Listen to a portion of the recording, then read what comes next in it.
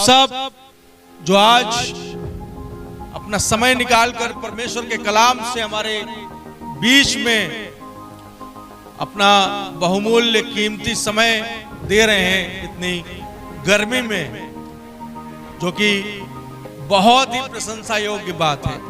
लेकिन आज विश्वास जानिए, आप स्पेशल मन्ना खाने जा रहे हैं। आज स्पेशल वचन को आप ग्रहण करेंगे और वचन आपके हृदय में आज बड़ी बेदारी को लाएगा।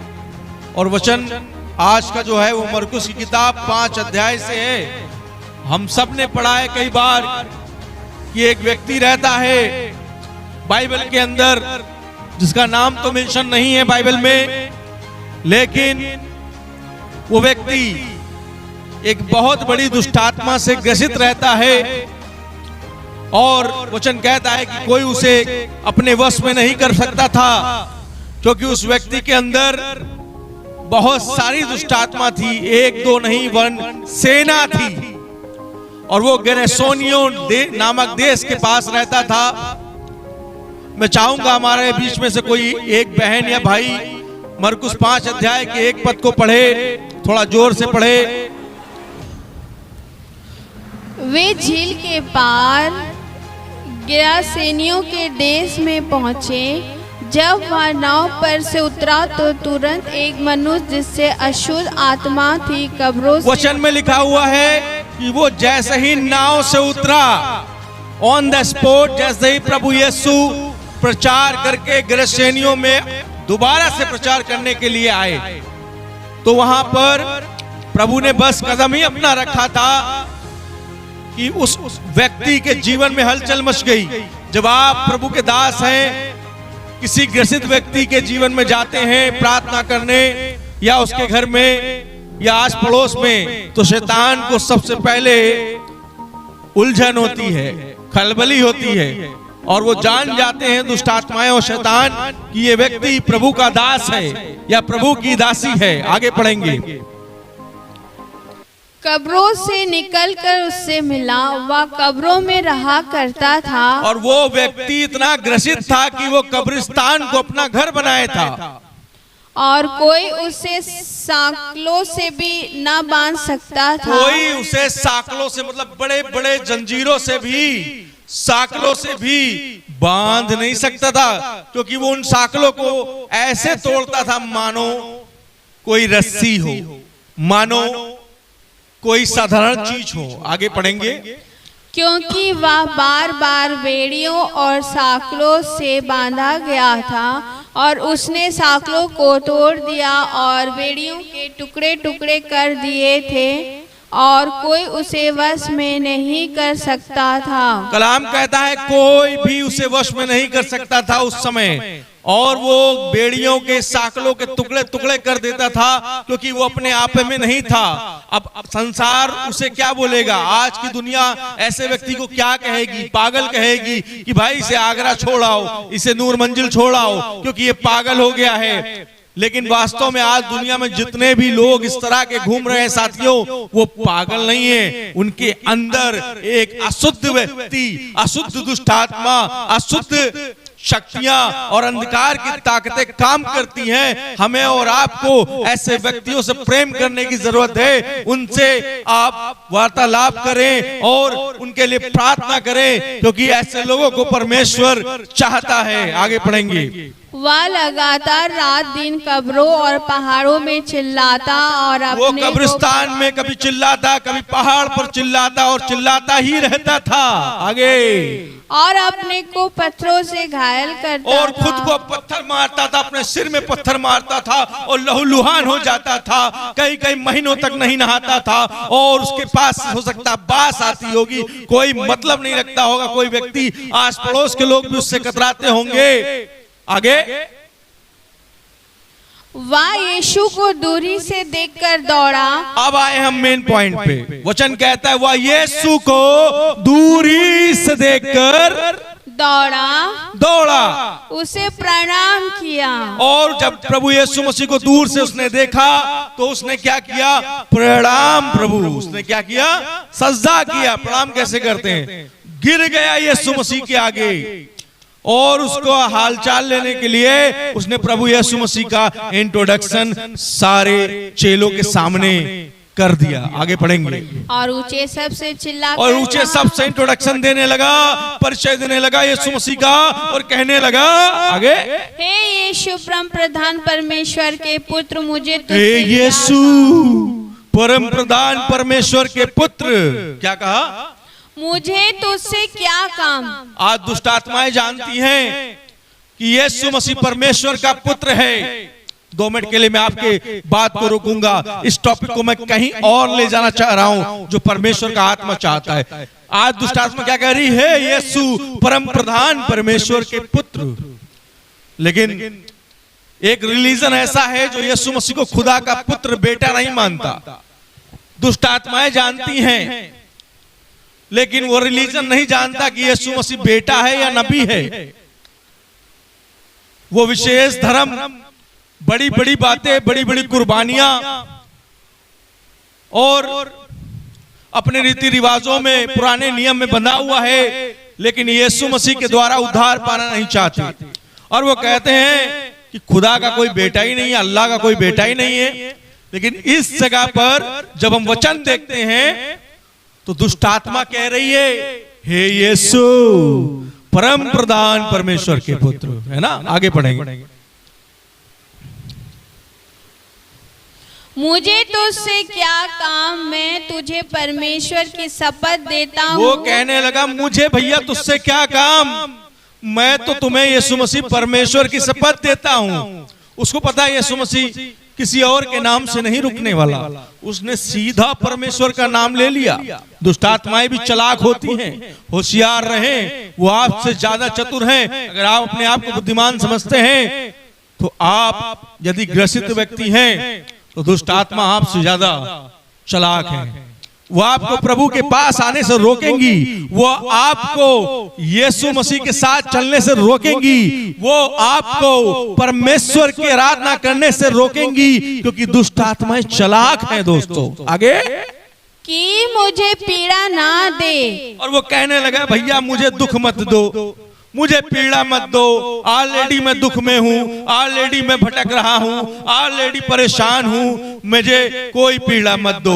वो रिक्वेस्ट करने लगा, प्रभु यीशु के सामने गिड़गिड़ाने लगा। आगे, क्योंकि उसने उससे कहा था, हे अशुद्ध आत्मा इस मनुष्य में से निकल आ। प्रभु यीशु मसीह आते उसने बोला कि हे अशुद्ध आत्मा। यीशु मसीह ने पहचान लिया कि ये आदमी पागल नहीं है, ये आदमी अंधकार की शक्तियों से जकड़ा हुआ है, ये आदमी दुष्ट आत्माओं से ग्रसित है।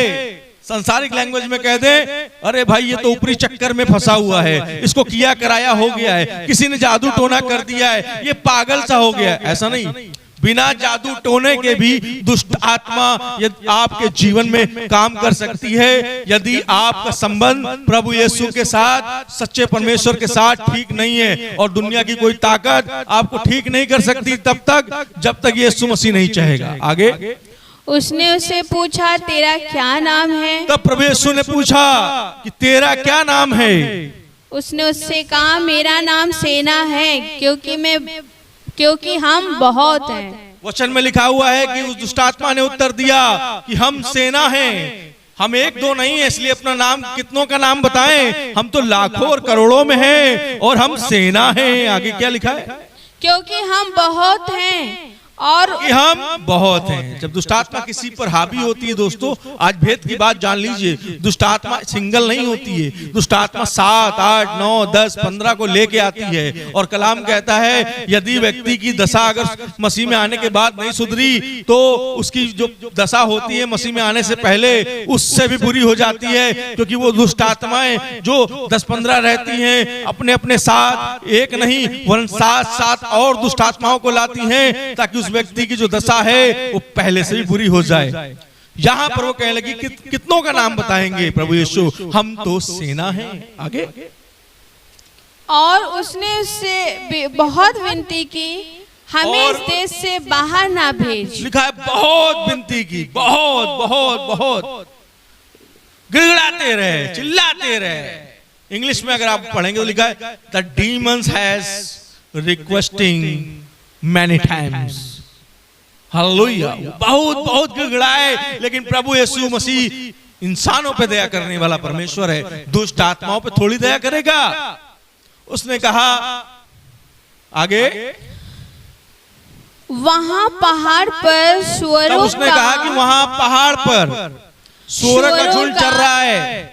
हम इस देश से तो नहीं जाएंगे, लेकिन उस सूअरों में हमको भेज दे। उन्होंने निवेदन किया, विनती करी प्रभु यीशु के आगे, और एक बड़ा झुंड चल रहा था। एक झुंड बड़ा है, उसी में भेज दे उन्होंने कहा।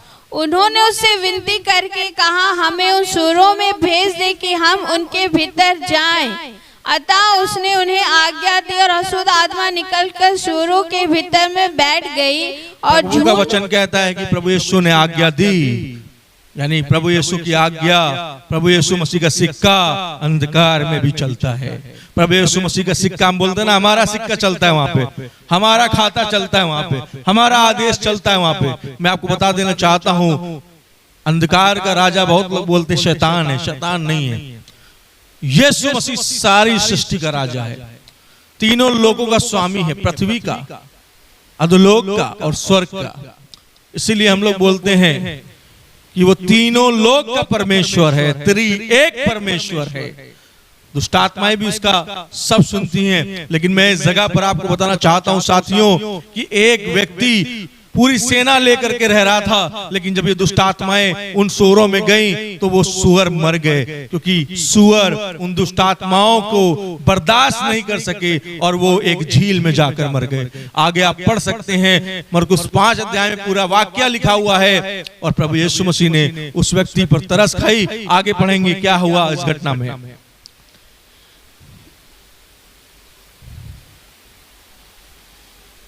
जो कोई 2000 का था, किनारे पर से झपट कर झील में जा पड़ा। 2000 सूअर थे। 2000 सूअर बहुत होते हैं, लाखों रुपए के हैं।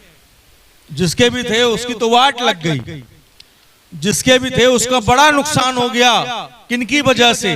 दुष्ट आत्माओं की वजह से, क्योंकि दुष्ट आत्मा किसी को लाभ देने नहीं आती। आज बहुत सारे लोग कहते हैं हम जिन्नात को बुला रहे हैं ताकि वो हमारे जीवन में आए, और वो क्या करेंगे, हमको हमारे बिजनेस को बढ़ाएंगे। हम वहां जा रहे हैं, जादू टोना करवा रहे हैं ताकि हमारी दुकान चले। हम वहां जा रहे हैं, जादू टोना करा रहे हैं तांत्रिक से ताकि हमारे लड़के का स्टडी वीजा लग जाए। हमारी लड़की की शादी नहीं हो रही है, हम बाबा जी के पास गए, हमने जादू टोना कराया। जादू टोना साथियों क्या होगा? एक दुष्ट आत्मा आपके साथ भेजी जाएगी ताकि आपका रुका हुआ काम अंधकार की शक्ति, तांत्रिक, बाबा, ओझा कराएं। लेकिन यहाँ पर आप सीख सकते हैं, संसार के लोग सीख सकते हैं कि दुष्ट आत्मा कभी भी किसी का भला नहीं करती। जब ये दुष्ट आत्माएं उन सूअरों में जाकर बैठी तो वो सूअर की दशा क्या हुई कि वो मर गए। एक बार में 2000 मर गए। आगे, झपट कर झील में जा पड़ा और डूब मरा। वो बिल्कुल लुढ़कते लुढ़कते पहाड़ से झील में गए, और वचन कहता है कि वो डूब मर गए, डूब गए पानी में, मर गए। आगे, उनके चरवाहों ने भागकर नगर और गांवों में समाचार सुनाया। तब जिनका वो सूअर था, जिनका वो चराने वाले लोग थे उस समय, वो लोगों ने भाग गए डर के मारे और गांवों में जाके बताने लगे कि अरे भाई, हमारा तो 2000 सूअरों का नुकसान हो गया, हमारा तो 3000 का नुकसान हो गया। लेकिन मनुष्य आज अपने स्वार्थ के लिए ये भूल गया है कि एक व्यक्ति की जान बची है। लेकिन यहाँ पर उन लोगों ने प्रभु यीशु के सुसमाचार को भी सुनाया। बुराई में से भी अच्छाई निकलकर आई सामने। जब कभी परमेश्वर हमारे जीवन में गलत होने देता है तो कहीं ना कहीं अच्छाई भी निकल करके हमारे जीवन में आती है। हालेलुया, परमेश्वर महान है। आगे पढ़ेंगे। और जो हुआ था, लोग उसे देखने आए। और गांव के लोग चले आए, कस्बे के लोग चले आए, बोले कौन है भाई उस आदमी को ठीक करने वाला, जरा हम भी तो देखें। कौन पादरी आ गया हमारे गांव में नया, कौन पास्टर है, कौन अपोस्टल है, जरा हम भी तो देखें। जिसके बोलने से वो कब्रिस्तान में जो डेली घूमता था आज ठीक हो गया। लोग उसे देखने आए, लोग यीशु को देखने आए। आगे, यीशु के पास आकर वे उसको, जिसमें दुष्ट आत्माएं थी अर्थात जिसमें सेना समाई थी, कपड़े पहने और सचित बैठे देखकर डर गई। अब वो लोग डर गए, गांव वाले, कस्बे वाले डर गए कि भैया ये आदमी तो किसी के वश में नहीं आता था, लेकिन आज ये बड़े बड़े बाल वाला आदमी, ये बड़े बड़े चोंगा पहनने वाला, ये वाइट वस्त्र वाला और 11 चेले लेके घूमने वाला ये आदमी आखिर है कौन? जिसकी एक बात से ये आदमी, जो साकलों से बांधने के बाद भी ठीक नहीं होता था, बड़े बड़े डॉक्टरों को दिखाया, पागलपन नहीं गया इसका, लेकिन आज ये कौन आ गया जिसने इसको वश में कर लिया? आगे पढ़ेंगे। देखने वालों ने उसका जिसमें दुष्ट आत्माएं थी और सुअरों का पूरा हाल उनको कह सुनाया। तब वे उसे विनती करके कहने लगे कि हमारी सीमा से चला जा। तब लोग डर गए कि पता नहीं ये व्यक्ति कैसा है, वो भी विनती करने लगे, क्योंकि दुष्ट आत्माओं को, जो दुष्ट हैं उनको यीशु नहीं चाहिए। जो लोग दुष्ट हैं, मैं आज आपको बता देना चाहता हूं साथियों, इस संदेश में जो लोग बैठे हैं, सुन रहे हैं, जो लोग लाइव देख रहे हैं, मैं कहना चाहता हूं कि जो लोग दुष्ट हैं उनको यीशु आज नहीं चाहिए। आज संसार कहता ना, I don't want your Jesus, because जो क्रूस पर मर गया 2 कीलियों में, जो खुद को नहीं बचा पाया, वो मुझे क्या बचाएगा? ऐसा ही डायलॉग शैतान के लोग मारते हैं, ऐसा ही डायलॉग जो है दुष्ट लोग मारते हैं। उन्होंने भी उस जमाने में कहा कि Yeshu, I don't need you, you go from here. But now the many people also saying, I don't any business with Jesus Christ. They're saying, I'm busy with my sin, I'm busy with my bad works, I'm busy in adultery, I'm busy in every bad work, every kind of bad work. They are busy. The worldly people are busy in their bad work, and God will put in hell. Today I'm saying, my brother and sister, God calling you, and don't waste your time and come to Lord Jesus Christ. God waiting you. वो कहता है कि देख, मैं द्वार पर खड़ा हुआ खटखटाता हूं, यदि तुम मेरा शब्द सुनकर द्वार खोलोगे तो मैं भीतर आऊंगा। आज जो वचन सुनकर अपने हृदय को, जो पत्थर के समान है, मोम के समान बनाता है और वेलकम करता है यीशु का, वो निश्चय सारे श्रापों से, दुष्ट आत्माओं से और बंधनों से, अपने गलत विचारों से, अंधविश्वास से आजाद होगा। This is my promise. Yeshu मेरा महान है, वो ऐसा करके दिखाएगा। हो सकता है कि आप पढ़ाई कर रहे हैं, अपने भविष्य की चिंता कर रहे हैं, हो सकता है आप वीजा के लिए प्रार्थना कर रहे हैं, हो सकता है आप शादी के लिए प्रार्थना कर रहे हैं, हो सकता है अपने फ्यूचर को लेकर के बड़े ही गंभीर हो सकता है मिनिस्ट्री आपकी आगे नहीं बढ़ रही, हो सकता है घर में कलह हो सकता है शराब और जुए के कारण आपका घर बर्बाद हो रहा हो। लेकिन आज इस वचन को अगर आपने सुना है और घर जाकर मरकुस 5 अध्याय पढ़ेंगे तो जानिए कि परमेश्वर आज के दिन आपके जीवन को बदलने जा रहा है। बड़ी आशीष आने जा रही है, श्राप टूटने जा रहा है और बंधन टूटेंगे, शाकल टूटेंगे, जंजीरें टूटेंगी, यीशु का नाम बढ़ेगा आपके जीवन से। इन्हीं शब्दों के साथ, इन्हीं वचनों के साथ आप सबके ऊपर आशीष बनी रहे। प्रभु यीशु के नाम में दुआ करता हूं, आमीन। वचन घुमाना नहीं है। जय मसीह की साथियों, यदि आप हमारे चैनल पे नए हैं तो प्लीज आप हमारे चैनल को सब्सक्राइब कर लें, कृपया शेयर करें, सब्सक्राइब करें, लाइक करें और सभी मसीह भाइयों को जो भारत में रह रहे हैं प्रभु के वचन से आशीषित करें। वचन कहता है जो दूसरों की खेती सींचेगा उसकी भी खेती सींची जाएगी। यदि आप दूसरों को बढ़ाएंगे परमेश्वर आपको भी निश्चय बढ़ाएगा। ये परमेश्वर का पवित्र वायदा है। कृपया हमारे साथ बने रहें। प्रभु आपको आशीष दे। जय मसीह की। आप सभी से अनुरोध करता हूं, मैं यीशु मसीह कहना चाहता हूं कि अमित विल्सन का चैनल सब्सक्राइब कर लीजिए। अमित विल्सन अपना बच्चा है।